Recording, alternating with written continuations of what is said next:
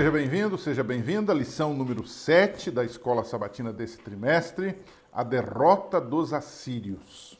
Estamos ainda estudando o livro de Isaías e nós vamos dar um pouquinho sobre os assírios, que tanto incomodaram o povo de Deus no passado e o mundo inteiro.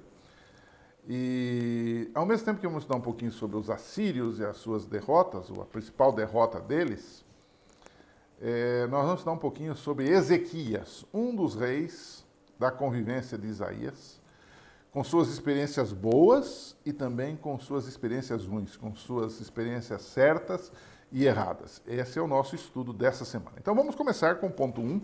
A Síria foi de fato um problema de pai para filho. Esse é o título organizador do ponto número 1. Vocês lembram que o rei Acás, que antecedeu Ezequias, fez um acordo, lá no início do nosso trimestre, nós estudamos isso, de proteção com a Síria, contra Israel, que eram os seus irmãos ao norte, e contra a própria Síria, não a Assíria, mas a Síria, que sempre tentava invadir e incomodar Judá. Anos mais tarde, deste acordo, desse contrato político, econômico e também bélico, quando o rei assírio Sargão II morreu, subiu um sujeito chamado Senaqueribe ao trono. Ele assumiu o trono.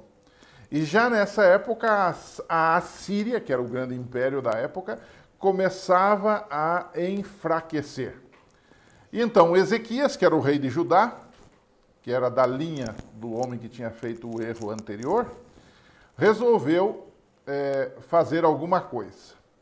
Ezequias era filho de Acás, ele viu nisto, nesse enfraquecimento político e bélico da Assíria, ele resolveu se libertar das amarras dos assírios, porque o povo de Judá pagava imposto para eles, era oprimido por eles todos esses anos. Então, em 701, o rei Senaqueribe resolveu reagir a esta possibilidade de independência de Judá e do rei Ezequias. E ele invadiu Judá mais uma vez, o rei Senaqueribe da Assíria. E ele tomou uma cidade chamada Laquis, ou Laquis, como você queira, e ele, na verdade, estava marchando em direção a Jerusalém. Ele queria invadir a sede do governo, ele queria, de fato, fazer a sua, digamos assim, a sua investida mortal contra uma nação que ele estava sentindo que iria perder o controle sobre ela. E ele enviou um alto oficial chamado Rabsaqué, que tinha o título de Rabsaqué, ele enviou para Jerusalém com uma mensagem colocando medo em Judá. E ele dizia o seguinte: se os judeus se entregassem, não causassem problemas para ele, eles não seriam destruídos. Isso você pode ler em Isaías 36, versos 2 a 20. E ele provocou Ezequias diante do povo, dizendo o seguinte: não deixem Ezequias convencê-los a confiar no Senhor. Ele atentou contra Deus. Quando diz, certamente o Senhor nos livrará, essa cidade não será entregue nas mãos do rei da Assíria. Foi arrogante, Ezequias ficou inicialmente abalado com essa provocação do rei da Assíria. Mas Deus, através do profeta Isaías, aí está a importância do ministério profético, que é um ministério de repreensão, mas também um ministério de consolo, de motivação. Isaías foi diante do rei e disse o seguinte: assim diz o Senhor, não tenha medo das palavras que você ouviu, das blasfêmias que os servos do rei da Assíria falaram contra mim. Porém nele um espírito para que, quando ouvir uma certa notícia, volte à sua própria terra e ali farei com que ele seja morto à espada. Deus fez uma profecia, isso está em Isaías 37, 5 a 7, depois você pode conferir na sua Bíblia. Ele deu uma profecia e já definiu a situação. Deus disse, olha, ele não vai invadir, não tenha medo desse sujeito, dizendo para o rei Ezequias, que era o rei de Judá, o povo de Deus. Ele não vai invadir, ele não vai conseguir, E eu vou dizer mais, ele vai voltar para casa e ele vai morrer. Profecia dura, não é verdade?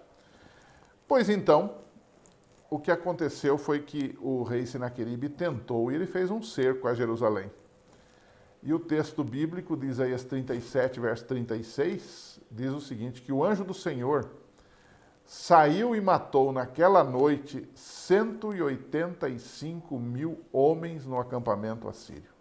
Uma mortandade terrível, né? E quando o povo se levantou de manhã e foi olhar para ver o cerco que os assírios tinham montado para derrubar Jerusalém, só havia cadáveres, não havia gente. E o rei, sabendo disso, ele recebeu a notícia e ele fugiu. Ele voltou para Nínive, que era a capital da Assíria naquela época. E o texto bíblico de Isaías 37, verso 38, diz que ele foi morto à espada, quando estava lá numa adoração, dessa adoração pagã que ele estava. E ali foi o fim da opressão assíria sobre Judá. Vejam que Ezequias só tomou a iniciativa, mas quem fez tudo foi Deus. Isso pode ocorrer na minha vida e na sua vida. Nós servimos a um Deus todo-poderoso, que fala e as coisas acontecem no tempo dele, é verdade, né? E aí vem um segundo bloco da nossa lição. O primeiro bloco foi a beleza da fé, da confiança, da entrega do rei Ezequias a Deus e Deus fazendo esse milagre de, sem ele precisar atirar uma flecha, atirar uma pedrada em alguém, aconteceu esta transformação e Judá ficou liberto da Assíria para sempre. Mas há um segundo bloco. O segundo bloco tem a ver com Ezequias, seus acertos e seus erros. Ezequias confiou em Deus no caso de Senaqueribe e ele foi exitoso.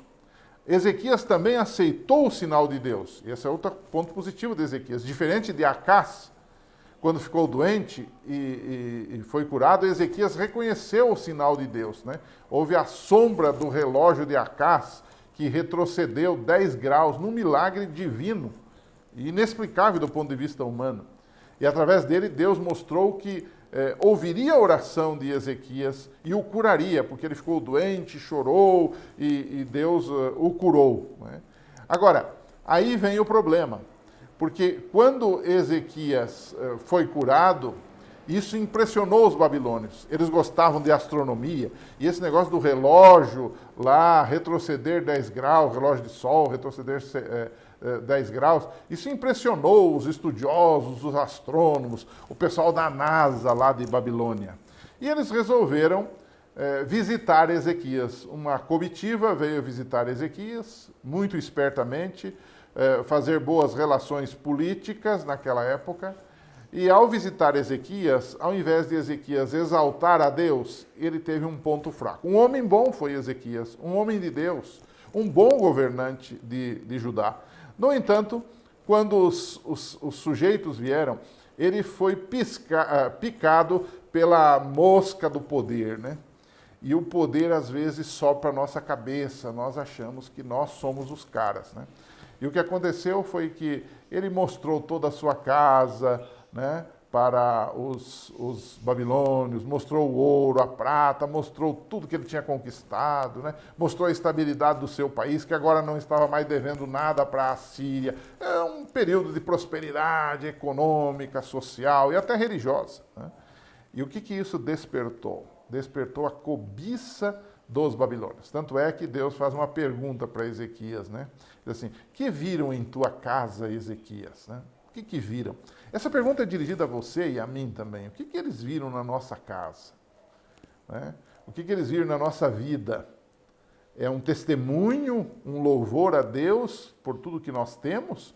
Ou é apenas uma exaltação, um orgulho que nós queremos mostrar às pessoas, queremos nos comparar com as pessoas, adorando essa trindade materialista de móveis, imóveis e automóveis, né?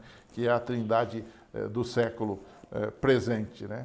E o que aconteceu? Essa cobiça foi despertada nos babilônios, eles pensaram, sim, ali tem. E eles então voltaram mais tarde, nós conhecemos a história, e invadiram Jerusalém.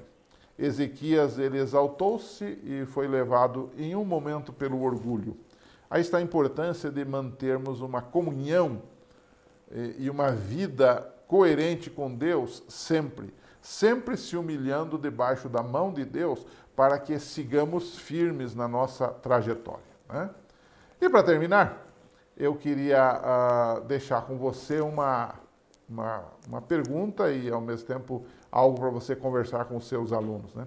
O Rabsaque, que era aquele alto oficial do Império Assírio, né, do rei da Assíria, narrado lá em Isaías 36, 2 a 20, 2 Reis 18, verso 17 a 35. Nesse caso aqui, que provocou o povo de Deus, é um símbolo do próprio Satanás, que é o acusador dos irmãos. A Bíblia diz que ele nos acusa. Apocalipse 12 diz que ele é o acusador. E ele nos acusa por causa dos nossos pecados. Ele diz, olha, você pecou, você diz que é filho de Deus, você diz que foi salvo por Jesus, que você é justificado pela fé. Você conversa, você continua pecador. Você é um fracassado. Não é? O diabo vai colocando isso na cabeça das pessoas, né? Então esse Rabsaque também foi lá e disse, olha, esse Deus não vai salvar vocês, coisa nenhuma. Nós vamos invadir, vamos destruir tudo, e depois nós conhecemos a história, né? Então, o Rabsaque aqui, que era esse alto oficial, ele é um símbolo, junto com o rei dele, do próprio Satanás. E aí ele nos acusa, o diabo nos acusa. Como podemos responder a esta acusação? Se você ler Zacarias 3, de 1 a 5, ali está a resposta. E depois comparada com Romanos 8, verso 1. Nós temos, na verdade, um sumo sacerdote. Não é? E o texto de João, de 1 João, também é muito interessante ser colocado aqui nessa história, né? Ele diz assim, se confessarmos os nossos pecados, essas coisas vos escrevo para que não pequeis. Mas se alguém pecar, nós temos um advogado junto ao Pai, Jesus Cristo, o justo. O diabo nos acusa, mas o nosso advogado continua lá. O nosso advogado continua intercedendo e aplicando os méritos do seu sacrifício na nossa vida. E então o texto diz assim, se confessarmos os nossos pecados, ele é fiel e justo, não apenas para nos perdoar, mas para nos purificar de toda injustiça. Creia nisto e seja salvo. Divulgue isto para a sua unidade e estimule os irmãos a divulgarem isto onde estiverem testemunhando do amor, da grandeza, do perdão e da salvação do nosso grande e poderoso Deus. Que Deus abençoe. Semana que vem estamos de volta. Um abraço e até lá.